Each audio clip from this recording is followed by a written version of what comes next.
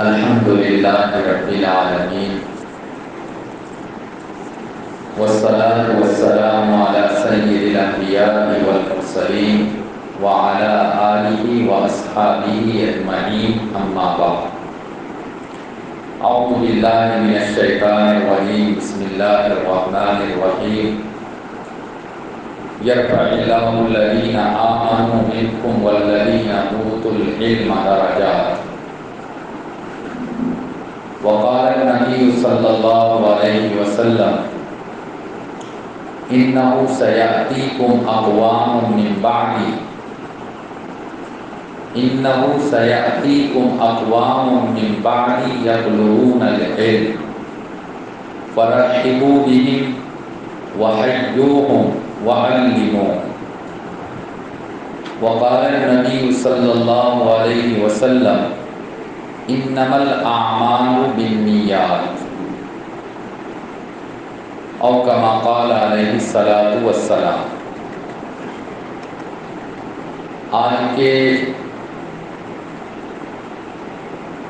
اس programme کے صدر صاحب، اپستھت علماء کرام، ڈبرو گڑھ ٹاؤن اور چاول خواں اور اس کے آس پاس سے آئے ہوئے مہمانان محترم اور میرے عزیز طلباء اور اساتذہ کرام، آج کوئی جلسہ نہیں ہے، وارشک یا ششماہی یا کوارٹرلی کوئی پروگرام نہیں، بلکہ آج اللہ کا شکر ادا کرنے کے لیے ہم اور آپ یہاں جمع ہوئے ہیں۔ مدرسے کے شیخ الحدیث صاحب نے بتلا دیا، پورے 2 سال تک تعلیم کا، پڑھائی کا جو سلسلہ بند تھا، الحمدللہ وہ سلسلہ دوبارہ شروع ہوا۔ ہم اس پر اللہ کا شکر ادا کرتے ہیں۔ اللہ تعالیٰ پھر دوبارہ لاک ڈاؤن کا زمانہ نہ لائے، اور اللہ تعالیٰ نے جس بیماری سے پوری دنیا اور دنیا کے لوگوں کو چھٹکارا دیا، اللہ تعالیٰ اسی طرح اور تمام بیماریوں سے سب کی حفاظت فرمائے، آمین۔ آج کے اس بیٹھک میں مجھے 3 باتیں کہنی ہیں۔ ایک بات تو یہ جو ہمارے سامنے اسٹوڈنٹ ہے، چھاتروں ہے، طلبہ ہے، ان کے بارے میں، اور ایک بات آپ مہمانان کرام، گارجین حضرات، آس پاس کے مدرسے کے خیر خواہ اور رات دن مدرسے کا خیال رکھنے والے آپ لوگوں سے ایک بات کہنی ہے۔ ہمارے یہ جو عزیز طلبہ ہے، ان سے تو مجھے یہ کہنا ہے کہ بچوں، اللہ کا تم پر خاص کرم ہے، احسان ہے۔ اللہ نے تم پر مایا کیا کہ اللہ تعالیٰ نے تم لوگوں کو دارالعلوم چاول خواں میں بھیجا۔ بہت سے بچے ایسے ہیں جو صبح جب سو کر اٹھتے ہیں تو اپنے ہاتھ میں موبائل لے کر گانا سنتے ہیں، گیم کھیلتے ہیں، ویڈیو دیکھتے ہیں، غلط سلط کام کرتے ہیں۔ کوئی صبح جب سو کر اٹھتا ہے تو اس کے ہاتھ میں شیکھر کا، تمباکو کا پڑیا ہوتا ہے، اور نہ جانے کیا کیا ہوتا ہے۔ تم لوگ کتنے اچھے بچے ہو کہ صبح جب سو کر اٹھتے ہو، تمہارے استاد جب تم کو نیند سے جگاتے ہیں تو تم اللہ کا نام لیتے ہو، الحمدللہ الذی احیانا بعد ما اماتنا والیہ النشور، اللہ کا نام لیتے ہو، دعا پڑھتے ہو، وضو استنجا سے فارغ ہوتے ہو، اور اپنے پیدا کرنے والے اپنے خالق مالک کو راضی کرنے کے لیے مسجد میں پہنچتے ہو، جبکہ پوری دنیا کے لوگ سوئے رہتے ہیں۔ جب تک تم لوگ اللہ کو خوش کرتے رہو گے، اللہ کو راضی کرتے رہو گے، تم لوگوں کی نماز اور تم لوگوں کی دعا سے انشاءاللہ ان لوگوں کی بھی مصیبت دور ہوگی جو بیچارے نماز میں نہیں آ رہے ہیں۔ امام محمد رحمۃ اللہ علیہ، امام ابو حنیفہ رحمۃ اللہ علیہ کے بڑے اسٹوڈنٹ اور شاگرد تھے۔ وہ رات رات بھر سوتے نہیں تھے، رات رات بھر سوتے نہیں تھے، اللہ کی عبادت کرتے تھے، کتابیں پڑھتے تھے۔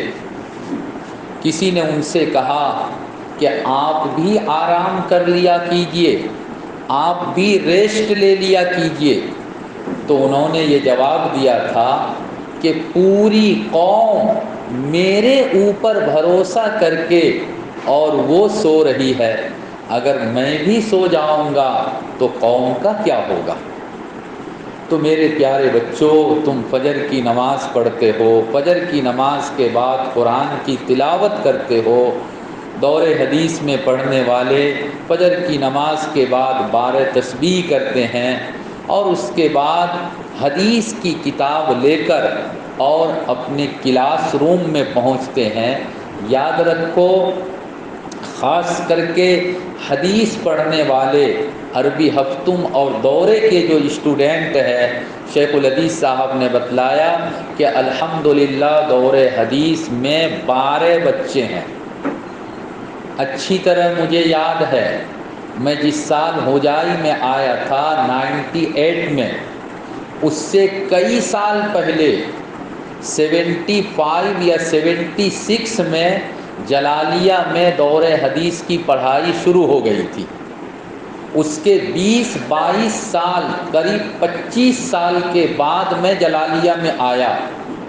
25 سال کے بعد جب میں جلالیہ آیا تھا تو اس ٹائم میں، اس سال میں دور حدیث پڑھنے والے 8 یا 9 بچے تھے، صرف 8 یا 9 بچے تھے۔ اور آپ کے یہاں 1 سال دور حدیث کی پڑھائی ہوئی، بیچ میں 2 سال لاک ڈاؤن میں چلا گیا، اور سمجھ لیجئے کہ یہ دوسرا سال ہے جس میں حدیث کی دور حدیث کی پڑھائی ہو رہی ہے۔ دوسرے سال میں آپ کے یہاں، جو کہ ایسے علاقے میں مدرسہ ہے جس علاقے کے لوکل لوگ، ہمارے مہتاب سر ابھی تھوڑی دیر پہلے ہم بات چیت کر رہے تھے فجر کے بعد، وہ بتلا رہے تھے کہ عام طور پہ آسامیز جو علاقے کے لوگ ہیں، آسامیز جو لوگ ہیں، وہ اپنے بچوں کو مدرسہ میں پڑھانا چاہتا ہی نہیں، ایک دم نہیں پڑھانا چاہتے ہیں۔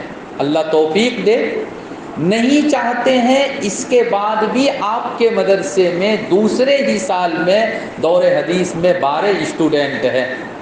اب دور حدیث میں ٹوٹل کلاس کتنا ہوتا ہے؟ کم سے کم 8 پیریڈ ہوتا ہے، کہیں 9 پیریڈ، کہیں 8 پیریڈ۔ میں نے صبح یہاں کا روٹین دیکھا تو اس مدرسے کے روٹین میں دور حدیث والوں کا 8 پیریڈ ہے، اور وہ سب کے سب حدیث ہی کا پیریڈ ہے۔ اب ایک پیریڈ میں اگر کم سے کم 10 حدیث بھی پڑھایا جائے تو 8 پیریڈ میں کم سے کم 80 حدیث پڑھایا جاتا ہے، اور 80 حدیث میں کم سے کم 400-500 مرتبہ روزانہ درود شریف پڑھا جاتا ہے۔ 400-500 مرتبہ صرف پیریڈ کے دوران، پڑھانے کے ٹائم میں اتنی مرتبہ۔ 1 مہینے کے بعد اور زیادہ پڑھائی ہوگی تو 1000, 2000, 5000 ڈیلی کے ڈیلی حدیث پڑھاتے ہوئے درود شریف پاٹ کیا جائے گا، درود شریف پڑھا جائے گا۔ حفظ میں پڑھنے والے بچے ہیں، حفظ میں پڑھنے والے بچے روزانہ صبح سے لے کر شام تک قرآن کی تلاوت کر رہے ہیں۔ جس علاقے میں حدیث کی پڑھائی ہوگی، جس علاقے میں درود شریف پڑھا جائے گا، جس گاؤں سماج میں قرآن کی تلاوت ہوگی، ہمارے بڑے بزرگوں نے لکھا ہے کہ کم سے کم ایک فائدہ تو ضرور ہوگا کہ جہاں قرآن صحت کے ساتھ بالکل صحیح جہاں قرآن پڑھا جائے گا وہاں کھانے پینے کا ابھاؤ نہیں آئے گا، ابھاؤ نہیں آئے گا۔ تو انشاءاللہ تنگی دور ہوگی، غریبی دور ہوگی، اور اللہ تعالیٰ آپ لوگوں کے ویبشا میں، بزنس میں، چاکری میں، کھانے پینے میں اللہ تعالیٰ برکت عطا فرمائے گا۔ 1000 2000 5000 مرتبہ جہاں درود شریف پڑھا جائے گا، ایک درود پڑھنے کی فضیلت 10 نیکی ملتی ہے، 10 گناہ معاف ہوتا ہے، 10 درجہ بلند ہوتا ہے، کئی طرح کی پریشانیاں، آفتیں، مصیبتیں دور ہوتی ہے۔ جب مصیبت دور ہوگی تو خالی مدرسے سے مصیبت دور نہیں ہوگی، مدرسے کے آس پاس، مدرسے سے سمپرک تعلق رکھنے والے، مدرسے میں دان خیرات کرنے والے، مدرسے کے اسٹوڈنٹ، چھاتروں، طلباء کی ضرورت کو پوری کرنے والے، اللہ تعالیٰ ان کی بھی مصیبت کو، آفت وفت کو دور کرے گا۔ اس لیے میرے بھائیوں، یہ جو مدرسے ہیں یہ بہت ہی خیر کی جگہ ہے، اور یہی چیز ہمارے کچھ دشمن کو کھٹکتی ہے کہ مدرسے کو کیسے ختم کر دیا جائے، کیسے ختم کر دیا جائے۔ اور کبھی کبھی ہم لوگ چونکہ رات دن میڈیا پر ہماری نظر، چاہے وہ پرنٹ میڈیا ہو، چاہے وہ ٹیلی ویژن والا میڈیا ہو، جیسا بھی ہو، ہم اور آپ اس پر پورا وشواس کرتے ہیں۔ ایک جھوٹ بات کو بھی اگر بار بار کہا جائے تو وہ جھوٹ بات بھی کبھی سچ لگنے لگتی ہے۔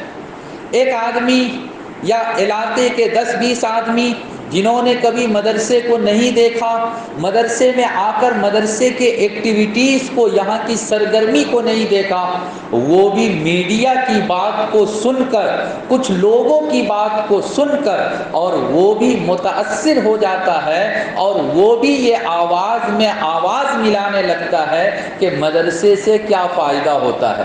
مدرسے میں پڑھنے سے نہ تو انجینئر ملے گا، نہ ڈاکٹر ملے گا، مدرسے میں پڑھنے سے نہ تو کوئی IAS آفیسر ملے گا، نہ ہمارا بچہ کبھی DC بن سکے گا، نہ DM بن سکے گا۔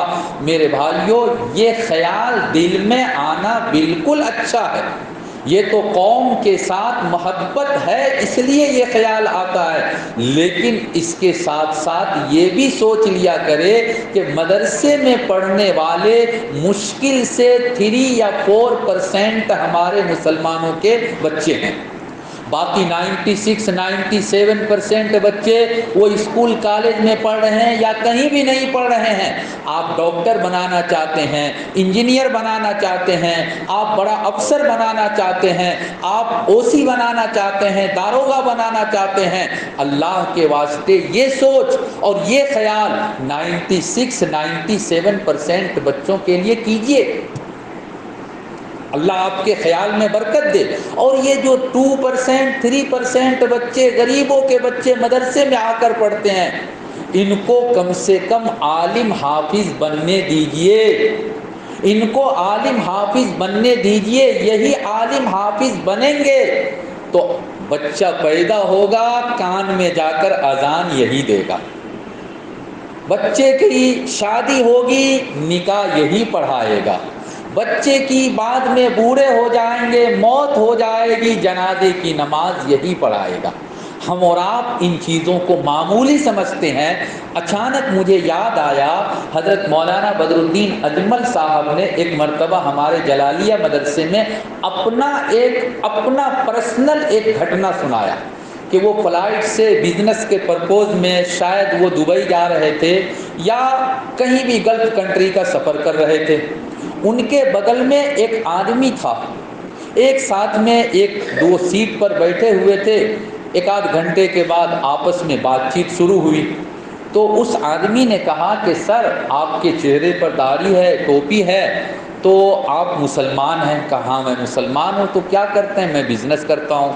تو آپ نے پڑھائی کہاں کیا؟ آپ کا ایڈوکیشن اور سکہ کیا ہے؟ آپ کے پاس ڈگری کیا ہے؟ تو انہوں نے بتایا کہ میں نے دارالعلوم دیوبند سے پڑھائی کیا اور میں مولانا ہوں، میں نے کسی یونیورسٹی میں کالج میں نہیں پڑھا۔ آپ مولانا ہیں اور اتنا بڑا بزنس کرتے ہیں؟ کہا الحمدللہ۔ بعد میں اس کا جب انٹروڈکشن معلوم، ان کا جب تعارف اور پریچے لیا تو اس آدمی نے کہا کہ میں پی ایچ ڈی کر رہا ہوں، میں پی ایچ ڈی ہولڈر ہوں، پی ایچ ڈی کر رہا ہوں۔ کہا پی ایچ ڈی جب کر رہے ہیں تو آپ کس ٹاپک اور کس موضوع پر پی ایچ ڈی کر رہے ہیں؟ کہا میں مسلمان نہیں ہوں، میں ایک غیر مسلم آدمی ہوں اور میں پی ایچ ڈی کا جو میرا ٹاپک ہے وہ محمد صاحب کی سنت ہے، محمد صلی اللہ علیہ وسلم کی سنت پر میں پی ایچ ڈی کر رہا ہوں۔ کہہ رہے آپ ایک ہندو آدمی ہیں اور آپ نے اس موضوع پر، اس ٹاپک پر پی ایچ ڈی کرنا شروع کیا، اس کا مطلب ہے کہ آپ نے اسلامک کتابیں بہت پڑھی ہوگی۔ کہا میں نے تو بہت ساری کتابیں پڑھی۔ مولانا بدر الدین نے ان سے پوچھا کہ جب اتنی کتابیں تم نے پڑھی تو اسلام کی کوئی بات تم کو اچھی لگی یا نہیں لگی؟ اسلام کی کوئی بات تم کو اچھی لگی؟ انہوں نے کہا بہت ساری بات اچھی لگی۔ کہا کوئی ایک ادھارن مثال دے کر تو بتاؤ۔ کہا کہ میں چنتا یہ کرتا تھا، اس غیر مسلم آدمی نے کہا میرا ٹینشن اور چنتا یہ ہوتا تھا کہ بہت مرتبہ ایک نوجوان ہندو لڑکا ایک نوجوان مسلمان لڑکی سے لو کرتا ہے، دونوں کا دل مل جاتا ہے، شادی کر لیتا ہے۔ وہ لڑکی ہے، وہ اسلام دھرم کو چھوڑ کر ہندو نہیں بنتی، یہ لڑکا ہے جو کھاتا ہے، کماتا ہے، بڑے گھرانے کا ہے، یہ لڑکی کے ساتھ شادی کرنے سے پہلے اسلام دھرم قبول کر لیتا ہے۔ لڑکی ہندو نہیں بنتی لیکن ہندو مسلمان بن جاتا ہے۔ میں بڑا چنتا کرتا تھا، سوچتا تھا کہ ایسا کیوں ہوتا، اس کا الٹا کیوں نہیں ہوتا؟ تو میں نے جب اسلامک کتابوں کو پڑھا تو میں اس رزلٹ اور نتیجے پر پہنچا کہ اصل میں آپ لوگوں کے یہاں چھوٹی چھوٹی باتیں جو بچوں کو سکھائی جاتی ہے اور اس پر جو بچپن سے عمل کرایا جاتا ہے، وہ باتیں اس کے دل اور دماغ میں اتنا مضبوط ہو جاتی ہے اور اتنا پختہ ہو جاتی ہے کہ بڑا ہونے کے بعد بھی وہی باتیں ان کو یاد رہتی ہے۔ انہوں نے مثال کے طور پہ کہا کہ میں نے آپ کی کتابوں میں پڑھا کہ جب بچہ پیدا ہوتا ہے تو چاہے گھر میں پیدا ہو، ہاسپٹل میں پیدا ہو، پیدا ہونے کے بعد سب سے پہلا کام یہ کیا جائے گا کہ کسی مولوی کو بلا کر لایا جائے گا اور وہ بچہ کے دائیں کان میں اذان دے گا اور بائیں کان میں تکبیر کہے گا۔ جب بچہ ماں کے پیٹ سے پیدا ہوا اور سب سے پہلی بات اللہ اور اللہ کے رسول کی اس کے کان میں پڑ رہی ہے تو سمجھ لیجئے کہ ایمان اس کے دل میں بالکل پکا ہو گیا۔ یہ جو چھوٹی چھوٹی باتیں ہیں، چھوٹی چھوٹی باتیں، یہ کہاں میں ملے گی؟ یہ مدرسوں میں پڑھنے کے بعد اور مدرسوں میں پڑھانے کے بعد۔ اس کا یہ مطلب نہیں کہ یہ چھوٹے چھوٹے بچے ہیں ان کو جنرل سبجیکٹ اسکول کالج کا سبجیکٹ نہ پڑھایا جائے۔ الحمدللہ ہمارے جو بڑے بزرگ ہیں، ہمارے جو اکابر ہیں، ہمارے جو بڑے ہیں، وہ حضرات اس کا خیال بھی رکھتے ہیں، کر بھی رہے ہیں۔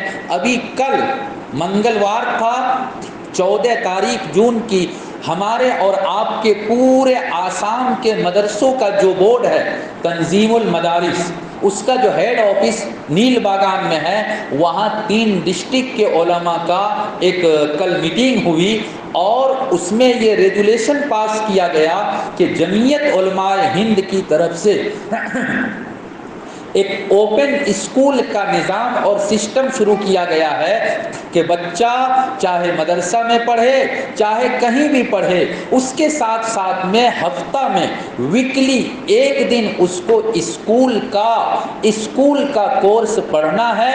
کوئی ایک ٹیچر آئے گا مدرسے میں، فرائیڈے کو چھٹی ہوتی ہے، فرائیڈے کو کلاس لیا جائے گا اور پورا سال کلاس لے کر پھر اس کے بعد میٹرک کا ایگزام اس کو دلایا جائے گا۔ سرکار کے یہاں سے باضابطہ یہ اپروو ہے، سرکار کے یہاں سے یہ منظور ہے۔ جمعیت اوپن اسکول یہ انشاءاللہ پہلے جو دلی یو پی وغیرہ میں چلا کرتا تھا، اب ہمارے اور آپ کے آسام میں بھی اس کو شروع کیا جا رہا ہے۔ آپ کے چاول کنواں مدرسے میں جو بچے پڑھتے ہیں، جو ہفتم میں ہیں، پنجم میں ہیں، ان بچوں کو بھی انشاءاللہ میٹرک میں شریک ہو کر اور میٹرک کا ایگزام دے کر ان کو بھی سرٹیفکیٹ مل جائے گا، اور میٹرک کرنے کے بعد ادھر عالمیت کا مولانا کا کورس پورا کریں گے، ادھر میٹرک کا کورس پورا ہو جائے گا۔ اور اگر میٹرک کو بورڈ سے نکال دیا جائے، 12ویں کو بورڈ میں لایا جائے گا، تو عالم بنتے بنتے ہائر سیکنڈری کا ایگزام بھی وہ دے دے گا۔ اس کے بعد وہ چاہے تو گریجویشن کرے اسکول میں جا کر، کالج میں جا کر، اور اگر وہ چاہے تو آگے مفتی صاحب بنے، مولانا صاحب بنے، قاری صاحب بنے۔ گویا کہ اس کے لیے بالکل دنیا کھلی ہوئی ہے۔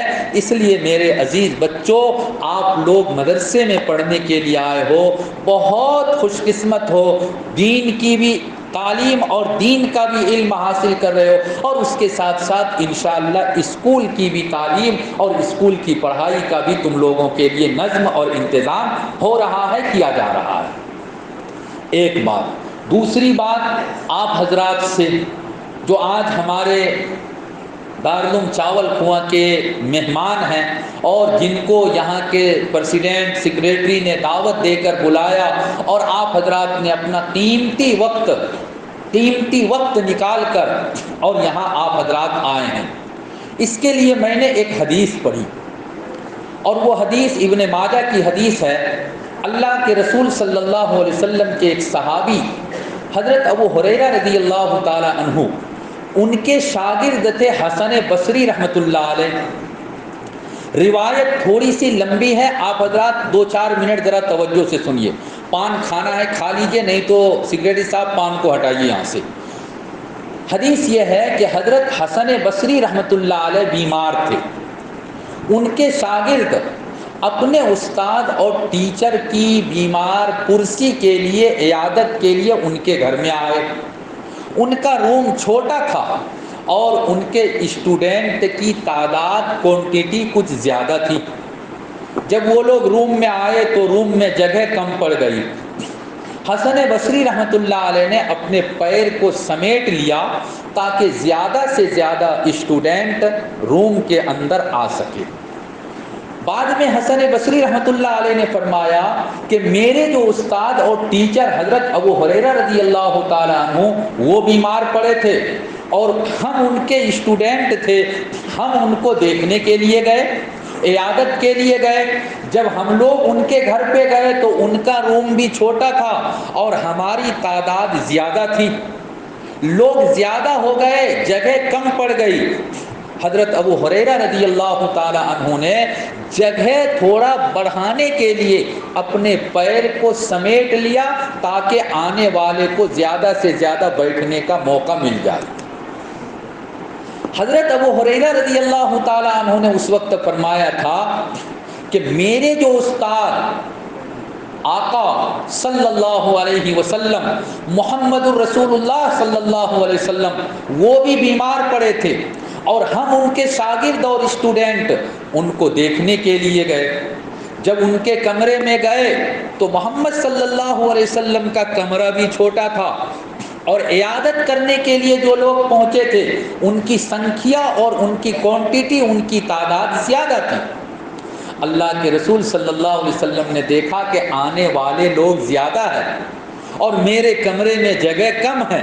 آپ صلی اللہ علیہ وسلم چت لیٹے ہوئے تھے، آپ پہلو کے بل یعنی کروٹ ہو گئے، آپ نے اپنے پیر وغیرہ کو بھی سمیٹ لیا ہوگا تاکہ زیادہ سے زیادہ جگہ نکل جائے اور کمرے میں زیادہ لوگوں کو بیٹھنے کا چانس اور موقع مل جائے۔ یہ تو بات تھی حدیث کی ایک حصہ، حدیث کا وہ حصہ جو مجھ کو بیان کرنا ہے اصل میں وہ آگے ہے۔ صحابہ کرام آپ صلی اللہ علیہ وسلم کو دیکھنے آئے ہیں، بیماری کی حالت میں ہیں، بیمار کی خبر لینے آئے ہیں۔ ہونا تو یہ چاہیے تھا کہ آپ صلی اللہ علیہ وسلم یہ کہتے کہ میں بیمار ہوں، تم لوگ مجھ کو دیکھنے کے لیے آئے ہو، میں تمہارا شکریہ ادا کرتا ہوں، تم میرے لیے یہ دوائی لے کر آؤ۔ بیمار کو دیکھنے کے لیے آنے سے یہ ثواب ملتا ہے، یہ نیکی ملتی ہے، لیکن یہ سب کوئی بات آپ نے بیان نہیں کی، بلکہ میرے چاول کھواں ڈبروگڑھ لاہور کے ساتھیوں، بھائیوں، بزرگوں، دوستوں، آپ لوگ یہاں آئے ہیں، آپ کے لیے حال میں جگہ نکالی گئی، آپ کے لیے بیٹھنے کا انتظام کیا گیا، اور اس کے بعد مجھے جو آپ لوگوں کو میسج دینا ہے اللہ کے رسول صلی اللہ علیہ وسلم کا، وہ میسج جو انہوں نے اپنے صحابہ کو دیا تھا، آپ صلی اللہ علیہ وسلم نے فرمایا انہو سیاتیکم من بعدی اقوام، اے میرے صحابہ، میں اس دنیا سے چلا جاؤں گا، میری زندگی ختم ہو جائے گی، میرا اور زیادہ وقت نہیں ہے اس دنیا میں رہنے کا، میرے اس دنیا سے چلے جانے کے بعد تم لوگ ٹیچر بن جاؤ گے، تم استاد بن جاؤ گے، تم شکھک بن جاؤ گے، دور دور سے لوگ اسٹوڈنٹ تمہارے پاس شکھا لینے کے لیے، علم حاصل کرنے کے لیے تمہارے پاس آئیں گے۔ ہو سکتا ہے انڈیا سے آئے، ہو سکتا ہے چائنا سے آئے، ہو سکتا ہے افریقہ سے، یمن سے، بحرین سے، کویت سے لوگ آئے۔ انہو سیاتیکم من بعدی اقوام، میرے بعد تمہارے پاس لوگ آئیں گے، کس لیے آئیں گے؟ ویبسا کے لیے، بزنس کے لیے نہیں، یطلبون العلم، علم حاصل کرنے کے لیے آئیں گے، شکھا خاموش، شکھا حاصل کرنے کے لیے آئیں گے۔ اب وہ جو بچے اور وہ اسٹوڈنٹ تمہارے پاس آئیں گے، میرے صحابہ کرام تمہاری ذمہ داری ہوگی کہ تم 3 کام کرنا۔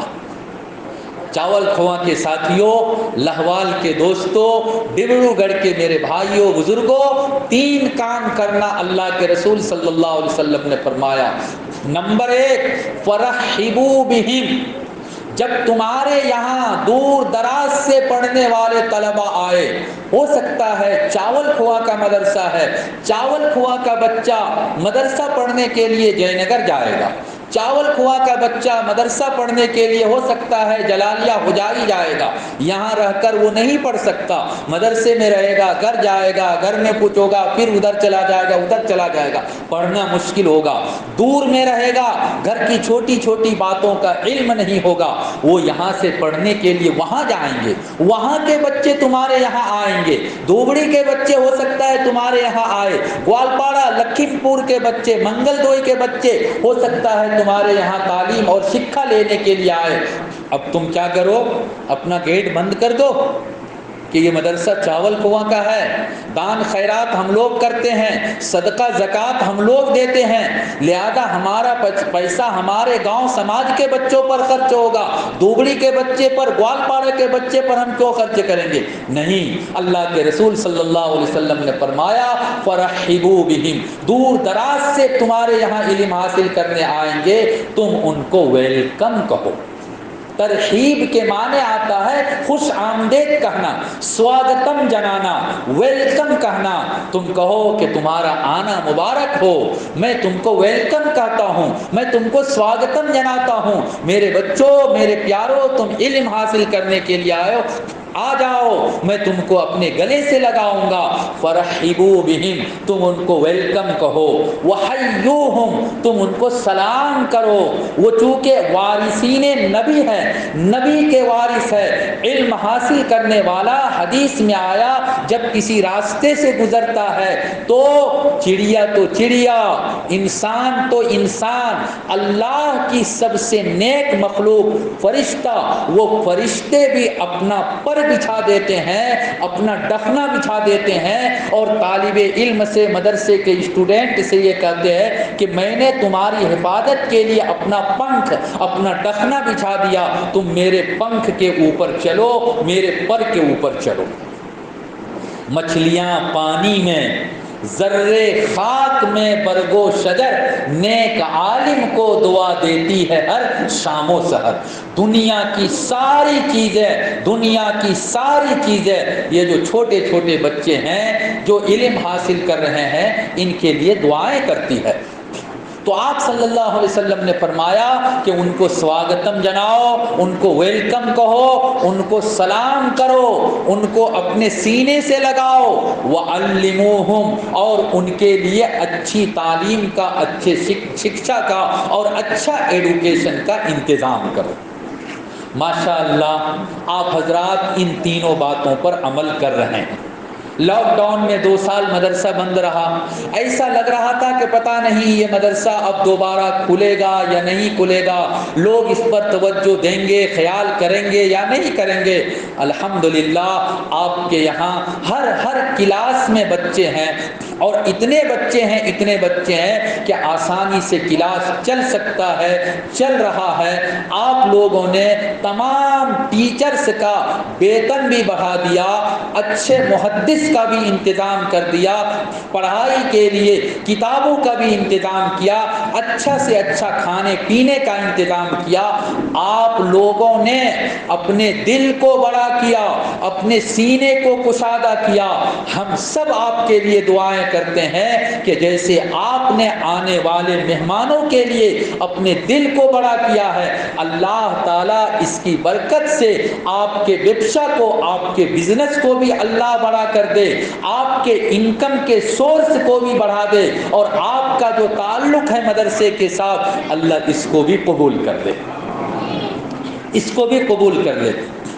دوسری بات یہ تھی، لہذا میرے بھائیوں، بزرگوں، نوجوان ساتھیوں، آس پاس سے آئے ہوئے میرے مہمانوں، یہ ادارہ آپ کا ہے، یہ ادارہ ہمارا ہے، اور یہ بھی یقین رکھیے اگر ہم اور آپ اس ادارے میں اپنی رقم اور اپنا مال نہیں خرچ کریں گے، اللہ کا ادارہ ہے، بند نہیں ہوگا۔ اللہ اس کا انتظام کرے گا، کہاں سے کرے گا یہ اللہ ہی جانتا ہے۔ خانہ کعبہ کو گرانے کے لیے یمن کا بادشاہ آیا، مکہ والوں نے کہا اللہ ہم سے نہیں ہوگا۔ آپ سمجھ لو اللہ تعالیٰ نے ایک نئی مخلوق کو بھیج دیا، ابابیل کو، اور اس ابابیل پرندے نے یمن کے بادشاہ کو اور اس کے فوج کو، اس کے ٹیم کو، لشکر کو ہلاک و برباد کر دیا۔ یہ ادارہ ہے، یہ اللہ کا ادارہ ہے، رسول اللہ صلی اللہ علیہ وسلم کا ادارہ ہے۔ یہ ادارہ چلے گا، ہماری اور آپ کی خوش قسمتی یہ ہوگی، ہمارے اور آپ کے لیے اچھا چانس اور موقع یہ ہوگا کہ اللہ نے ہم کو جتنا دیا ہے اسی میں سے کچھ، جتنا اللہ توفیق دے دے، زیادہ سے زیادہ بڑھ چڑھ کر اپنا دان، خیرات، صدقہ، زکوٰۃ اپنے اس ادارے میں خرچ کریں۔ اللہ اس کا بدلہ آپ کو دنیا میں بھی دے گا اور مرنے کے بعد تو ملے گا ہی ملے گا۔ ایک مرتبہ حیدرآباد کے ایک نواب نے دارالعلوم دیوبند والوں سے کہا کہ تم اپنے مدرسے سے مولانا حسین احمد مدنی رحمۃ اللہ علیہ کو مدرسے سے نکال دو۔ وہ حیدرآباد کا نواب تھا، لاکھوں روپیہ دیتا تھا دارالعلوم میں۔ کہا تم مولانا حسین احمد مدنی کو نکال دو، نہیں تو ہم مدرسے کی مدد کرنا، مدرسے میں پیسہ دینا بند کر دیں گے۔ دارالعلوم دیوبند کے لوگ پریشان ہو گئے کہ اتنی بڑی مدد آتی ہے، اتنی بڑی رقم آتی ہے، اگر بند ہو جائے گا تو مدرسہ کیسے چلے گا؟ غریبی غربت کا وہ زمانہ تھا۔ سب لوگوں نے بیٹھ کر مشورہ کیا، اور بعد میں اس نواب کو جواب دیا گیا کہ مولانا حسین احمد مدنی کو نکال دوں تو آپ خوش، نہیں نکالیں تو آپ مدد کرنا بند کر دیں گے۔ نواب صاحب آپ مدد کرنا بند کر دیجئے، اور اب تک آپ نے جتنی مدد کیا ہے حساب آپ ہم کو دیجئے، سارا پیسہ ہم آپ کا ریٹرن کر کے دے دیں گے، لیکن دارالعلوم دیوبند سے مولانا حسین احمد مدنی کو نکالا نہیں جائے گا۔ لاکھوں روپیے دیتے تھے، ٹکرا دیا۔ دارالعلوم بند ہو گیا؟ نہیں بند ہوا، اللہ تعالیٰ ترقی پہ ترقی، ترقی پہ ترقی دے رہا ہے۔ اللہ کا کام رکتا نہیں، ضرورت ہے اس بات کی جو میری بات آخری بات آپ سے ہوگی۔ اور وہی بات بخاری شریف کی پہلی حدیث ہے۔ حضرت شیخ الحدیث صاحب نے اپنے 12 اسٹوڈنٹ کو وہ حدیث پڑھا دیا ہوگا یا پڑھا دیں گے۔ پہلی حدیث، حدیث نیت، حدیث نیت، انما الاعمال بالنیات، انما الاعمال بالنیات، عمل کا مدار نیت پر ہے۔ آپ اگر نیت کو صحیح رکھتے ہیں، آپ کی نیت اگر صحیح ہے، انشاءاللہ دنیا میں بھی آپ کو آپ کی نیت کے مطابق ثواب اور بدلہ ملے گا، اور آخرت میں بھی آپ کی نیت پر آپ کو ثواب اور بدلہ ملے گا۔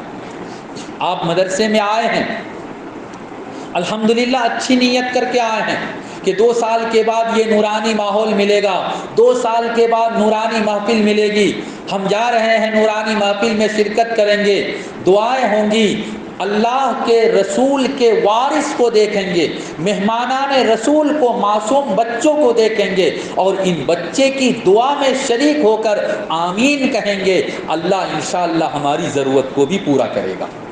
کسی کے رشتہ دار کا انتقال ہو گیا، وہ اس نیت سے آ سکتے ہیں کہ ہمارے رشتہ دار اللہ کے پاس پہنچ گئے، بچوں کے ساتھ بیٹھیں گے، بچوں سے درخواست کریں گے کہ بچوں تم دعائیں کرو ہمارے رشتہ دار کو اللہ بلا حساب و کتاب جنت میں دے دے۔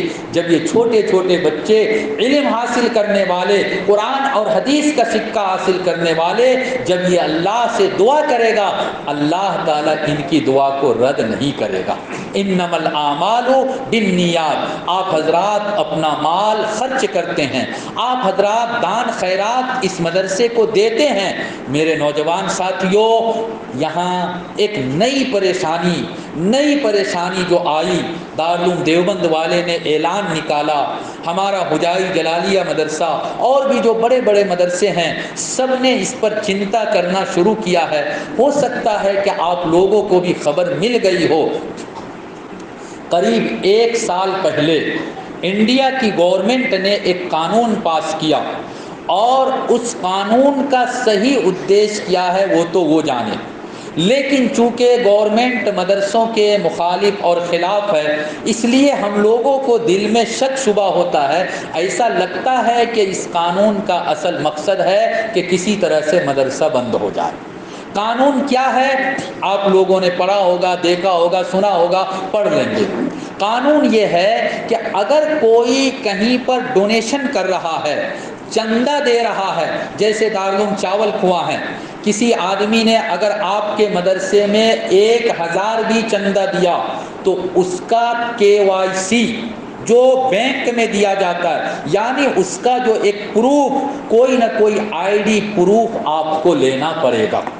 یہ 1000 روپے کس نے آپ کو چندہ دیا، یہ اب یوں ہی فالس کہنے سے کہ عبداللہ نے دیا، کہاں کا رہنے والا ہے تو ڈیکوم کا رہنے والا ہے، عبد الرحمن نے دیا، کہاں کا رہنے والا ہے لاہوال کا، یہ کہنے سے کام نہیں چلے گا، بلکہ جس نے چندہ دیا اس کا ڈاکومنٹ آپ کو سبمٹ کرنا پڑے گا، اور باضابطہ ہو سکتا ہے گورنمنٹ کے لوگ اس ایڈریس پر اور اس ڈاکومنٹ کے مطابق اس گھر پر پہنچے گا، اور پہنچ کر یہ پوچھ بھی سکتا ہے کہ کیا تم نے دارالعلوم چاول کھوا میں 1000 چندہ دیا تھا؟ اگر اس نے کہا نہیں تو مدرسے والے کے پاس آ کر پھر اس کی باز پرس ہوگی، گرفت ہوگی۔ اب اس سے بچنے کا ایک ہی طریقہ ہے، جیسے مثال کے طور پہ ہم نے دارالعلوم چاول کھوا کے لیے 5000 ڈونیشن کیا، 5000 ہم نے زکوٰۃ دیا، زکوٰۃ کا مال دیا، ہم اپنے گھر کے 2-3 آدمی کا ڈاکومنٹ دے دیں، نہیں دیں گے یا تو مدرسے والے پھنسیں گے، اور یا پھر مدرسہ والا اگر آپ کا ایڈریس بتا دے تو بعد میں آپ کو پریشانی آ سکتی ہے، مدرسہ چلنا ہے۔ مدرسہ بند انشاءاللہ نہیں ہونا ہے، مسجد چلنا ہے، بالکل بند نہیں ہونا ہے، لیکن گورنمنٹ کی اس سازش سے، षڑجنتر سے اپنے آپ کو بچانے کے لیے ہم نے اپنے گھر کا 2-3 ڈاکومنٹ دے دیا۔ اگر بائی چانس بینک یہ گورنمنٹ کا کوئی آدمی ہم سے پوچھنے کے لیے ہمارے گھر پہ آتا ہے، ہم نے کہا کہ جی ہاں ہمارے گاؤں کا مدرسہ ہے، ہمارے علاقہ کا مدرسہ ہے، یہ دیکھیے ہم نے مدرسے کے لیے ایک بکسہ گھر میں رکھا ہے، ہر دن 10-20 روپے اس میں جمع کرتے ہیں، مہینے کا ہم 500 روپے مدرسے کو دیتے ہیں، سال کا 6000 ہوگا، ہم 6000 دیتے ہیں، ہماری وائف 6000 دیتی ہے، ہمارا بیٹا جو کہ روزگار کر رہا ہے، بزنس کر رہا ہے، وہ بھی 6000 دیتا ہے، سال میں ہم 20,000 مدرسے کو دیتے ہیں۔ اب یہ اماؤنٹ چھوٹا کر کے آپ نے بتا دیا، انشاءاللہ آپ کو بھی پریشانی نہیں آئے گی، آپ نے چھوٹا کر کے بتایا، اور ایک گھر سے اگر 20,000 کا حساب مدرسے کو مل گیا، بائی چانس اگر کسی نے 1,00,000 روپے بھی دے دیا تھا تو نہ تو دینے والے پر کوئی پریشانی اور نہ لینے والے پر کوئی پریشانی آئے گی۔ یہ ایک بہت بڑی پریشانی آ رہی ہے، اور یاد رکھیے یہ بالکل یہ قانون بن چکا ہے، جو مدرسہ رجسٹرڈ ہے، جس کا رجسٹریشن ہے، اس کو اپنا حساب پیش کرنا پڑے گا، اور ڈونیٹ کرنے والے کا KYC یا ڈونیٹ کرنے والے کا کوئی نہ کوئی ڈاکومنٹ آپ کو سبمٹ کرنا ہی پڑے گا، نہیں کریں گے آپ کا رجسٹریشن فیل، اور الٹا آپ کو پنالٹی لگے گا، 30% پنالٹی دینا پڑے گا۔ جیسے آپ کے مدرسے میں اگر 25 لاکھ روپے سالانہ بجٹ ہے، 25 لاکھ میں سے 5% تو معاف، 5% کو اگر معاف کیا جائے تو مشکل سے 1,25,000 معاف ہو جائے گا، باقی 23,75,000 روپے کا 30% آپ کو پنالٹی دینا پڑے گا۔ اتنی بڑی پنالٹی سے اپنے آپ کو بچانے کے لیے میرے بھائیوں، ڈونیٹ کرنے والے کا، اور اگر نہیں آپ کے پاس ایڈریس ہے، عطا پتہ ہے، تو چاول کنواں کے جتنے بھی ووٹر ہیں، جتنے بھی ووٹ دینے والے ہیں، سب کا ووٹر ID آپ جمع کیجئے، اور ہر ایک کے نام پر وہ جو چندہ دیا گیا ہے، جس نے چندہ دیا، اگر معلوم نہیں تو اس کے نام پر چندہ یہ کر کے اور وہی سبمٹ کیجئے۔ مدرسے کو اس مصیبت سے بچانے کا یہ ایک طریقہ ہے۔ یاد رکھیے گا، یہ بات اصل میں مجلس میں نہیں کہنا تھا، ہونا چاہیے کہ میٹنگ میں کہا جائے، لیکن چونکہ آپ حضرات ہیں، ہو سکتا ہے کہ کبھی پریزیڈنٹ آپ سے جا کر کہے کہ بھائی آپ تھوڑا ڈاکومنٹ دے دو، اس وقت آپ تھوڑا سا نیگیٹو سوچ سکتے ہیں کہ میں کیوں ڈاکومنٹ دوں گا، پتہ نہیں کیا مصیبت آئے گی۔ کوئی مصیبت نہیں آئے گی، بلکہ مدرسے کو اور آپ لوگوں کو، آپ جیسے خیر خواہوں کو مصیبت سے بچانے کے لیے یہ کرنا پڑے گا۔ میری بات کچھ لمبی ہو گئی، تقریباً 12 بجنے کے آس پاس ہو چکا ہے، 2-3 جو ہیں گنجائش ہے۔ میرے بھائیوں، ہمارے مدرسے کے جو پرنسپل صاحب ہیں وہ بتلا رہے ہیں کہ کیا آپ لوگوں کا نظام ہے، کب تک کیا کرنا ہے؟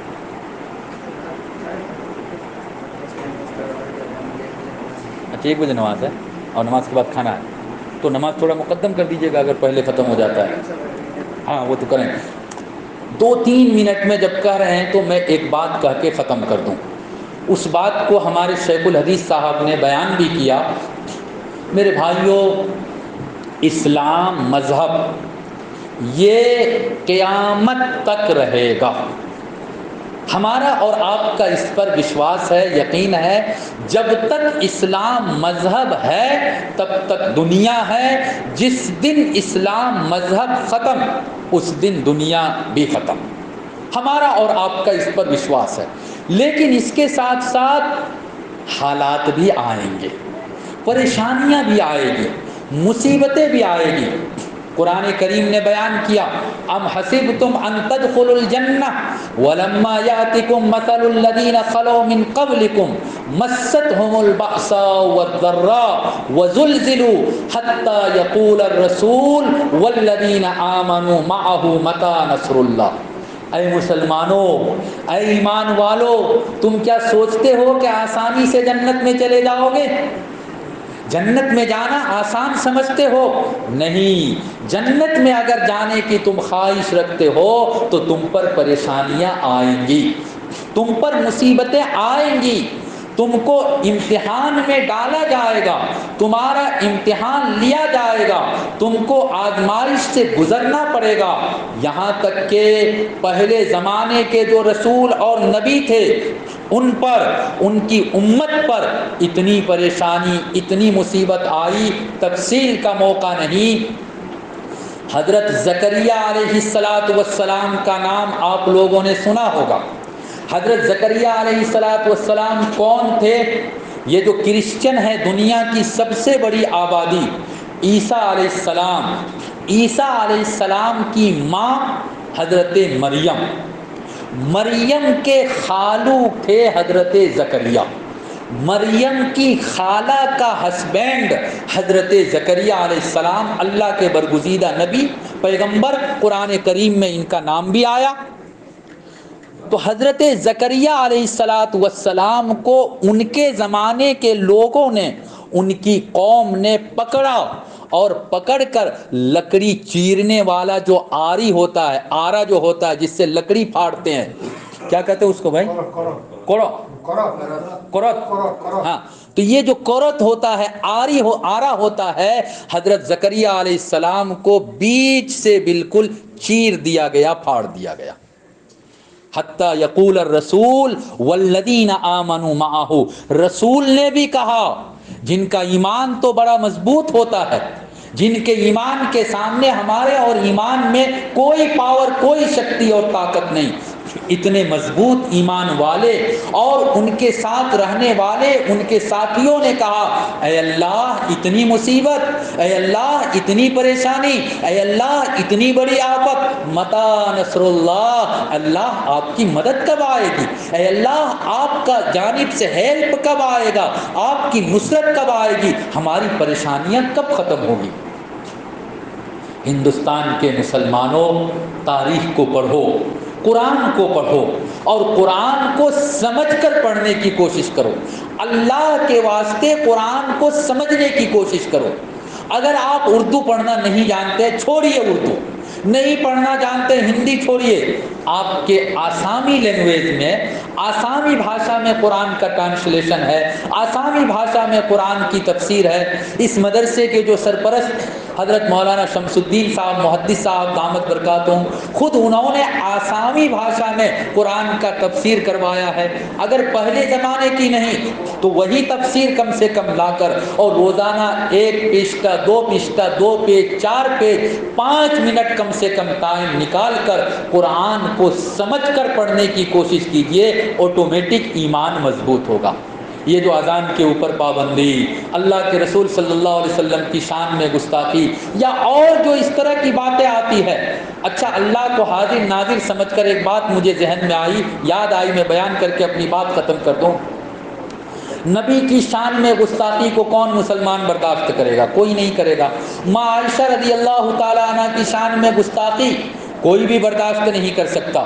لیکن کیا اس کا حل اور اس کا مطلب، اس سمسیا کا سمادھان یہی ہے کہ ہم نعرہ تکبیر کہتے ہوئے روڈ پر چلے جائیں، جمعہ کی نماز سے نکلے نعرہ تکبیر اللہ اکبر، نعرہ رسالت یا رسول اللہ لگا لیں، اور نبی کے شان میں جو گستاخی ہوئی ہے اس کا بدلہ مل گیا؟ میرے بھائیوں، یہ تو بیوقوفی اور حماقت کا کام ہے۔ یہ جو لوگ جلوس نکالتے ہیں، یہ کوئی عقل مندی کی بات نہیں ہے۔ اللہ تعالیٰ ان لوگوں کو صحیح سمجھ دے۔ ایک شاعر تھا، بہترین شاعر، پاکستان میں رہا کرتا تھا، بعض لوگوں نے کہا حیدرآباد کے نواب کے زمانے کا ایک شاعر تھا جن کا نام اختر شیرانی تھا۔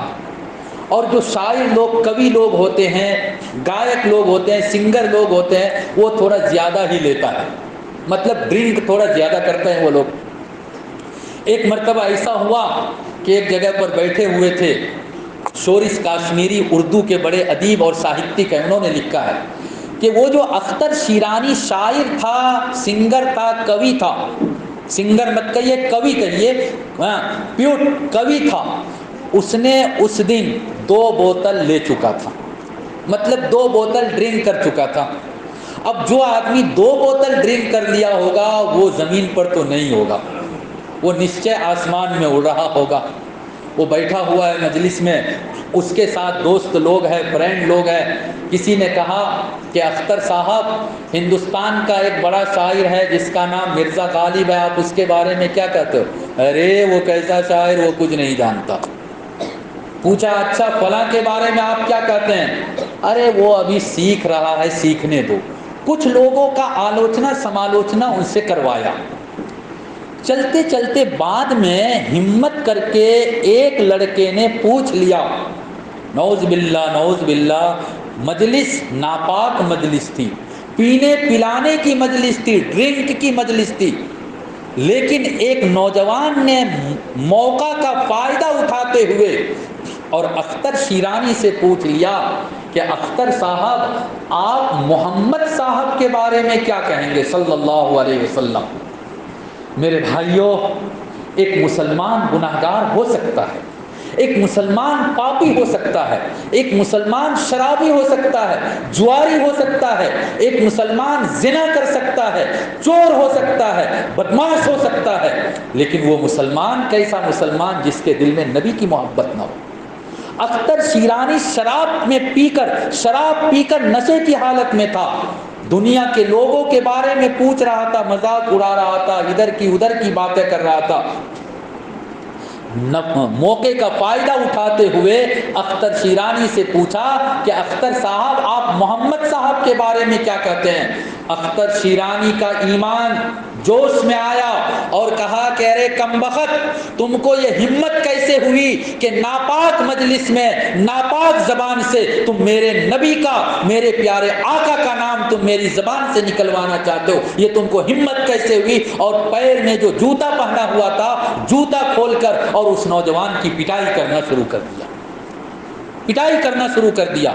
بعض لوگوں نے لکھا کہ پٹائی نہیں کیا، بلکہ ان کے دل میں خیال آیا، اپنے گناہ کا خیال آیا، شرمندگی ہوئی، ندامت ہوئی، اور انہوں نے رو رو کر کہا اللہ، اختر نے آج شراب پی رکھا ہے، اختر آج نشے کی حالت میں ہے، اختر آج بالکل دنیا سے غافل ہے، اسی لیے یہ آدمی میرے نبی کی شان میں مجھ سے گستاخی کروانا چاہتا ہے۔ اے اللہ، اختر نے یہ غلطی کی، اس لیے اس کو یہ ہمت ہوئی، اے اللہ میں توبہ کرتا ہوں اور کبھی بھی یہ غلطی نہیں کروں گا، آج کے بعد میں کبھی شراب نہیں پیوں گا۔ پوری رات روتے روتے روتے روتے گزار دیا۔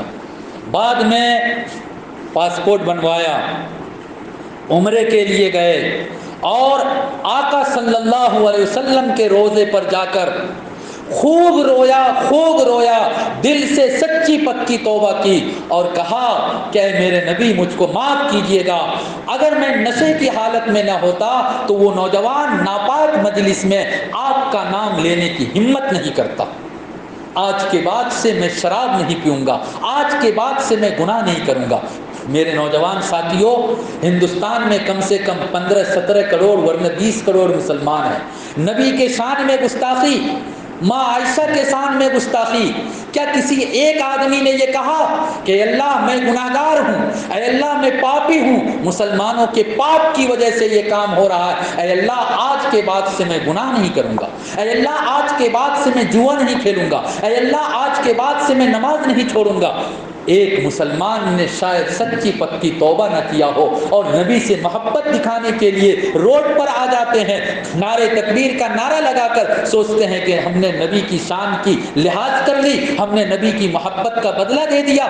یہ بے وقوفی ہے، یہ حماقت ہے، یہ نادانی ہے۔ لڑیے ان سے جو نبی کی شان میں گستاخی کرتا ہے، لیکن کیسے لڑنا ہے؟ آپ کو قانونی طور پر لڑنا ہے، کورٹ کچہری کا سہارا لیجئے۔ آج دشمن تو یہی چاہ رہا ہے کہ مسلمان نوجوان ہاتھ میں پتھر لے کر روڈ پر آ جائے اور اس کے بعد اس کے اوپر گولی چلا دیا جائے، بعد میں اس کے گھر پر بلڈوزر چلوا دیا جائے، مسلمانوں کو آرتھک اعتبار سے کمزور کر دیا جائے۔ آسام کے مسلمانوں، میں آپ لوگوں کی تعریف کرتا ہوں، مبارکبادی دیتا ہوں کہ یہاں کے مسلمانوں نے اس نام پر کہیں جلوس نہیں نکالا، یقیناً آپ لوگوں نے دعائیں کی ہوگی، 2 رکعت صلاۃ التوبہ پڑھ کے اللہ سے رو رو کر گڑ گڑا کر کہا ہوگا کہ اللہ ہمارے گناہ کی وجہ سے ایسا ہو رہا ہے، اے اللہ ہم سب کو گناہوں سے بچا لیجیے۔ میرے بھائیوں، اگر عزت سے اس ملک میں رہنا چاہتے ہیں تو صرف اور صرف ایک ہی طریقہ ہے کہ اپنے گناہوں سے توبہ کیجیے، گناہوں کے کام سے خود بھی بچیے، گھر کے لوگوں کو بھی بچائیے، آس پاس کے ماحول کو بھی گناہ اور پاپ کے کام سے بچانے کی فکر کیجیے، مساجد مدارس کو آباد کیجیے، علماء کے ساتھ اپنے تعلقات کو مضبوط کیجیے۔ سچی بات ہے، ایک مضمون آیا تھا ابھی جو پچھلے جمعہ کو فرائیڈے کو جہاں جہاں بھی ہوا، پہلے سے جلوس کا کوئی پروگرام نہیں، نماز پڑھ کے نکلے، اچانک ایک نوجوان نے نعرہ تکبیر اللہ اکبر، سب نے نعرہ تکبیر اللہ اکبر۔ تم تحقیق کرو وہ نوجوان کون تھا، تم تحقیق کرو، پوچھو کہ یہ نعرہ تکبیر کس نے لگایا۔ جب تحقیق کریں گے تو معلوم ہوگا، اللہ ہی بہتر جانتا ہے کہ وہ کوئی مسلمان تھا یا کوئی غیر مسلم تھا۔ راجستھان کی ایک مسجد میں ایک بوڑھا آدمی، بوڑھا کا مطلب 50-55 سال عمر ہوگی، وہ بڑی لمبی سی داڑھی ہے، لمبا سا کرتا ہے، بہترین عربی رومال ہے، ٹوپی ہے، اور وہ نماز پڑھ کے نکل رہا ہے۔ بعد میں جب اس کی تحقیق کی گئی تو پتہ چلا کہ یہ مسلمان نہیں ہے، یہ غیر مسلم ہے۔ کہیں ایسا تو نہیں کہ مسلمانوں کو روڈ پر لانے کے لیے ہماری مسجد میں اچانک کوئی غیر مسلم آ جاتا ہے اور وہ ایک مرتبہ نعرہ تکبیر اللہ اکبر کہا، گورو کا گوشت کھا کر ہم لوگوں کا خون بھی گرم، ایک نعرہ تکبیر پر 1000 نعرہ تکبیر کا نعرہ لگنا شروع ہو جاتا ہے۔ کسی ایک غیر مسلم نے ایک پتھر چلا دیا، اس کو دیکھ کے کسی مسلمان نے بھی پتھر چلانا شروع کر دیا۔ میرے نوجوانوں، اپنے جذبات کو کنٹرول میں رکھو، اللہ کے واسطے بڑی ہوشیاری کے ساتھ، بڑی حکمت کے ساتھ، عقل مندی کے ساتھ اس ملک میں رہنے کے لیے آپ کو حکمت عملی، آپ کو اس کے لیے مستقل طریقہ سوچنا پڑے گا، اور عقل مندی کے ساتھ رہیں گے تبھی عزت ملے گی، ورنہ نہیں ملے گی۔ اللہ عمل کی توفیق عطا فرمائے۔ وآخر دعوانا الحمد